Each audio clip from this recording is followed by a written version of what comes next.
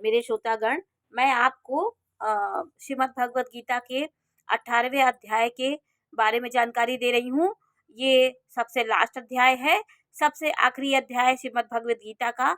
मैं पहला एपिसोड थोड़ा लंबा हो गया था, इसलिए इसका थोड़ा सा मैं शेष भाग आपको जानकारी देने जा रही हूँ कि भगवान श्री कृष्ण जी ने अर्जुन को कहा कि दुख कितने प्रकार के होते। उन्हें दुख के बारे में बताया कि अब वो अपने दुख के बारे में बता रहे हैं कि दुख कितने प्रकार के होते। अब सुख भी तू 3 प्रकार का समझ और दुख भी मेरे से सुन। हे भरत श्रेष्ठ, जिस सुख में साधक भजन, ध्यान और सेवादि के अभ्यास से रमण करता है और दुख के अंत को प्राप्त होता है, वह सुख प्रथम साधन के आरंभ काल में यद्यपि विष के सदृश भासता है, किंतु उसका परिणाम अमृत तुल्य होता है। उन्होंने कहा कि जो दुख आने पे भजन कीर्तन अच्छे अच्छे कर्म करता है व्यक्ति, वो बाद में उसको बहुत सुख मिलता है। वो सुख में व्यक्ति उसमें भी यदि भजन कीर्तन आदि करता है तो उसका आरंभ काल और उसका अंत काल भी बहुत, उसका परिणाम बहुत अच्छा होता है। तो उन्होंने कहा कि वह सुख प्रथम साधन के आरंभ काल में यद्यपि विष के समान भासता है, लेकिन उसका परिणाम बहुत अच्छा होता है, अमृत के तुल्य है। इसलिए जो भगवान विषयक बुद्धि के प्रसाद में उत्पन्न होता है, जो सुख विषय और इंद्रियों के संयोग से होता है, उन्होंने कहा जो सुख इंद्रियों के सुख संयोग से होता है, वह भोग काल में अमृत के सदृश होता है।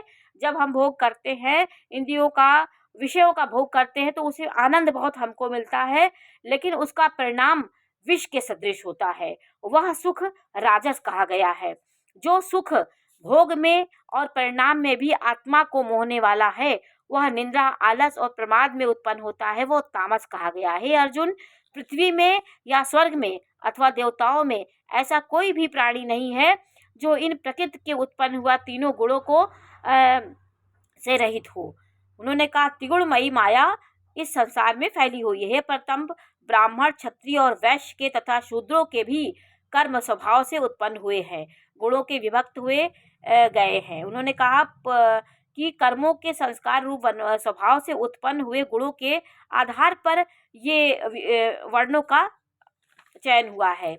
अंतःकरण का निग्रह, इंद्रियों का दमन और बाहर भीतर की शुद्धि, धर्म के लिए कष्ट सहन करना और क्षमा भाव, मन, इंद्रिय और शरीर को सरलता, आस्तिक बुद्धि, शास्त्र विषयक ज्ञान, परमात्म तत्व का अनुभव भी ये ब्राह्मण के स्वभाव होते हैं। ये सब ब्राह्मण के स्वभाव होते हैं। उन्होंने कहा शूरवीरता, तेज, धैर्य, चतुरता और युद्ध में भी ना भागने वाला स्वभाव ये क्षत्रियों का होता है, और स्वामी भाव ये क्षत्रिय के स्वाभाविक कर्म होते। उन्होंने कहा कि इन स्वभाव के आधार पे ही कर्मों का निर्धारण हुआ है कि क्षत्रियों का इस प्रकार का स्वभाव होता है, वो डरते नहीं है किसी से, युद्ध में भागते नहीं है, और खेती करना, गौ पालन, क्रिया, क्रय विक्रय, सत्य व्यवहार और वैश्य के स्वभाव होते हैं, और सब वर्णों की सेवा करना यह शूद्र का स्वाभाविक कर्म होता है। सबकी सेवा भाव उनके अंदर होता है, वो शूद्र कर्म होते हैं। अपने अपने स्वाभाविक कर्म में लगा हुआ मनुष्य भगवत प्राप्ति रूप परम सिद्धि को प्राप्त होता है। जिस प्रकार से अपने स्वाभाविक कर्म में लगा हुआ मनुष्य परम सिद्धि को प्राप्त होता है, उस विधि को तू मेरे से सुन। जिस परमात्मा से सब भूतों की उत्पत्ति हुई है और जिससे यह सर्व जगत व्याप्त है, उस परमेश्वर को अपने स्वाभाविक कर्म द्वारा पूजकर मनुष्य परम सिद्धि को प्राप्त होता है। उन्होंने कहा जो जो हमको कर्म मिले हैं, उन कर्मों में हम स्वाभाविक कर्म में से करें तो वो हमें स्वर्ग के प्राप्त होती है। उससे अच्छी आचरण किए हुए, दूसरों के धर्म से गुण रहित और अपना धर्म श्रेष्ठ है, क्योंकि स्वभाव से नियत किए हुए स्वधर्म रूप कर्म को करता हुआ मनुष्य पाप को भी नहीं प्राप्त होता है। कुंती पुत्र, दोष युक्त भी स्वाभाविक कर्म को नहीं त्यागना चाहिए, क्योंकि धुएं से अग्नि से सदृश सब ही कर्म किसी न दोष से आवृत होते हैं। सर्वत्र आसक्ति रहित बुद्धि वाला, स्पृहा रहित और जीते हुए अंतःकरण वाला पुरुष सांख्य योग के द्वारा भी परम सिद्धि को प्राप्त होता है। उन्होंने कहा कि निष्काम कर्म करने वाला परम पद को प्राप्त कर। हे कुंती पुत्र, अंतःकरण की शुद्धि रूप सिद्धि को प्राप्त हुआ पुरुष सांख्य योग के द्वारा सच्चिदानंद घन ब्रह्मा को प्राप्त होता है, तथा जो तत्व ज्ञान भी निष्ठा है उसको भी तू मेरे से संक्षेप में जान। विशुद्ध बुद्धि से युक्त, एकांत और शुद्ध देश का सेवन करने वाला, मिताहारी, जीते हुए मन, वाणी और शरीर वाला, वैराग्य भली प्रकार प्राप्त हुआ, निरंतर ध्यान योग के प्रयाण हुआ, सात्विक धारणा से अंतःकरण को वश में करके तथा शब्दादि विषयों को त्याग कर और राग द्वेष को त्याग नष्ट करता है, अहंकार, बल, घमंड और काम, क्रोध और संग्रह को त्याग कर ममता रहित और शांत भाव से अंतःकरण वाला हो जाता है। सच्चिदानंद घन ब्रह्मा में एक ही भाव होने के कारण होने की योग्य हो जाता है। सच्चिदानंद घन ब्रह्म में एक ही भाव से स्थित हुआ प्रसन्न चित्त वाला पुरुष ना तो किसी वस्तु के लिए शोक करता है, ना किसी के लिए आकांक्षा ही करता है। सब भूतों में समभाव ऐसी मेरी भक्ति को प्राप्त होता है। पराभक्ति के द्वारा मेरे को तत्व से भली प्रकार जानता है। मैं जो और जिस प्रकार भाव वाला हूँ, उस भाव से मेरे को तत्व से जानकर तत्काल ही मेरे में प्रवेश करता है।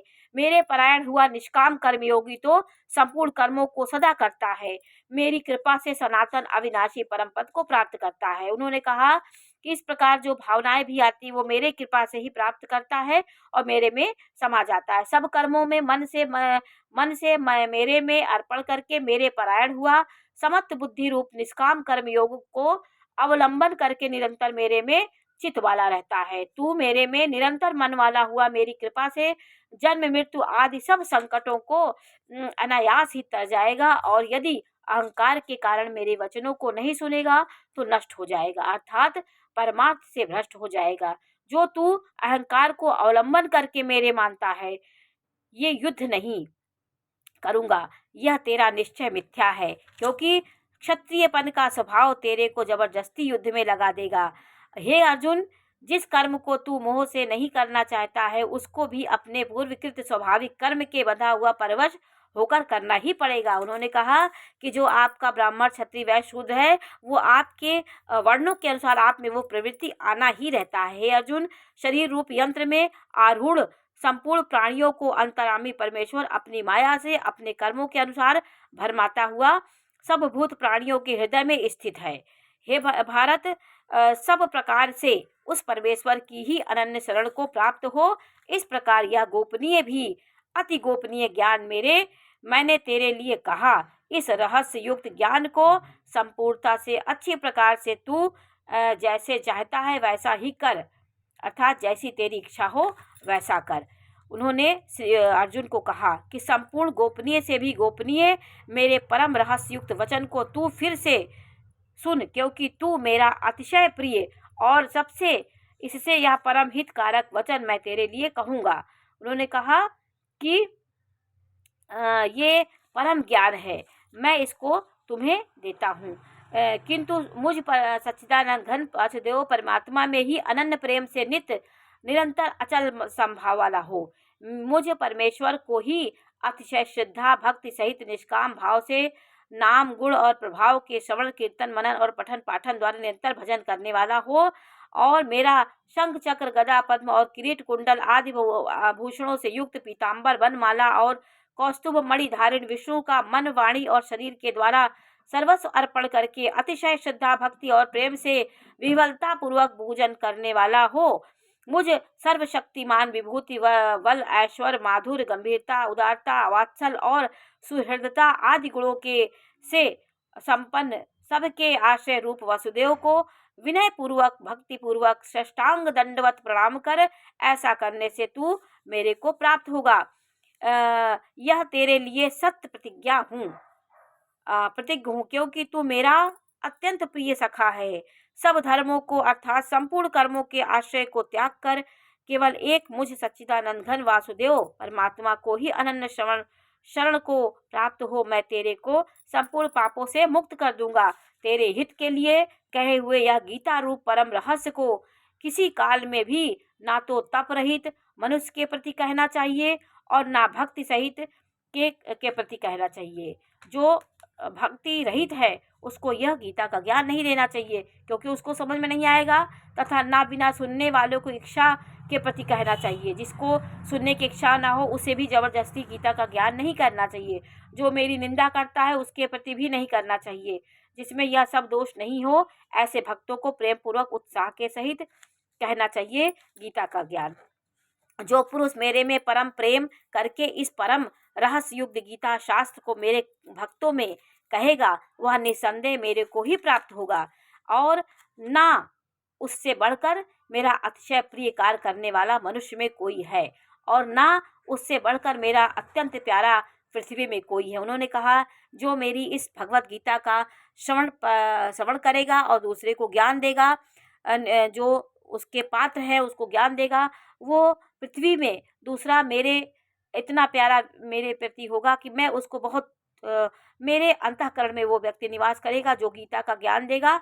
जिसको गीता का ज्ञान देने के पात्र हो उसी को गीता का ज्ञान देना चाहिए। हे अर्जुन, जो पुरुष इस धर्म में हम दोनों के संवाद रूप गीता शास्त्र को पढ़ेगा अर्थात नित्य पाठ करेगा, मैं उसके द्वारा मैं ज्ञान यज्ञ से पूजित होऊंगा, ऐसा मेरा मत है। जो पुरुष श्रद्धा युक्त और दोष दृष्टि से रहित हुआ इस गीता शास्त्र का श्रवण मात्र करेगा वह भी पापों से मुक्त होगा, उत्तम कर्म करने वाला श्रेष्ठ लोगों को प्राप्त होगा। हे पार्थ, क्या यह मेरा वचन तेरे एकाग्रचित्त से श्रवण किया? और हे धनंजय, क्या तेरा अज्ञान से उत्पन्न यह मोह नष्ट हुआ? हे अर्जुन, हे अच्युत, आपकी कृपा से मेरा मोह नष्ट हो गया है। अब उन्होंने कहा, यह अर्जुन पूछा क्या तुम्हारा नष्ट हुआ ज्ञान? अर्जुन बोले कि हे अच्युत, आपकी कृपा से मेरा मोह नष्ट हो गया है और मुझे स्मृति प्राप्त हुई है, इसलिए संशय रहित हुआ स्थित हुआ और आपकी आज्ञा पालन करूंगा। इस प्रकार मेरा श्री वासुदेव के और महात्मा अर्जुन के इस अद्भुत रहस्य को और रोमांचकारक संवाद को सुन श्री व्यास जी की कृपा से दिव्य दृष्टि द्वारा मैंने इस परम रहस्य युक्त गोपनीय योग को साक्षात कहते हुए स्वयं योगेश्वर कृष्ण भगवान से सुना। हे राजन, श्री कृष्ण भगवान और अर्जुन के इस रहस्य युक्त कल्याणकारक और अद्भुत संवाद को पुनः पुनः स्मरण करके मैं बारंबार हर्षित होता हूँ। हे राजन, श्री हरि के उस अति अद्भुत रूप को भी पुनः पुनः स्मरण करके मेरे चित्त में महान आश्चर्य होता है और मैं बारंबार हर्षित होता हूँ। यहाँ योगेश्वर श्री कृष्ण भगवान है और जहाँ गांडीव धनुषधारी अर्जुन है वहीं पर श्री विजय विभूति और अचल नीति है, ऐसा मेरा कथन है। उन्होंने इस प्रकार कहा। व्यास जी इस प्रकार बोल रहे हैं कि जहाँ पर योगेश्वर भगवान श्री कृष्ण है जो गुरु हैं और गांडीवधारी अर्जुन है वो शिक्षक है, वो शिष्य हैं, उनको ज्ञान मिल रहा है, वहीं पर श्री है, वहीं पर लक्ष्मी विराजमान होती हैं, वहीं विजय है, विभूति है, अचल नीति है, ऐसा मेरा मत है। तो आज मैं आपको श्रीमद् भगवद गीता के अंतिम अध्याय के में जानकारी दी। ये जानकारी आपको कैसी लगी हमें अवश्य बताइए। मैं पिछले वीडियो में एक एक करके सारे अध्याय को मैंने बहुत विश्लेषण करके एक एक शब्द को अच्छे से कोशिश करी हूँ बताने की आप लोग को समझ में आए। मैंने पूरे 18 अध्याय की जानकारी दी। पिछले एपिसोड में आप 1 से लेकर के 18 तक पूरे अध्याय की जानकारी प्राप्त कर सकते हैं। तो आप अपने मोबाइल में ही आराम से उसको लगा करके सुन सकते हैं, जिससे आपको गीता का ज्ञान होगा और आपके अंदर भी जो मोह है, जो विषयों के प्रति आपकी आसक्ति है, जो आप इस माया में भ्रमित हो रहे हैं, कहीं न कहीं भगवान श्री कृष्ण का ज्ञान आपके अंदर प्रवेश होगा और आप भी भगवान के शरण में जा सकते हैं।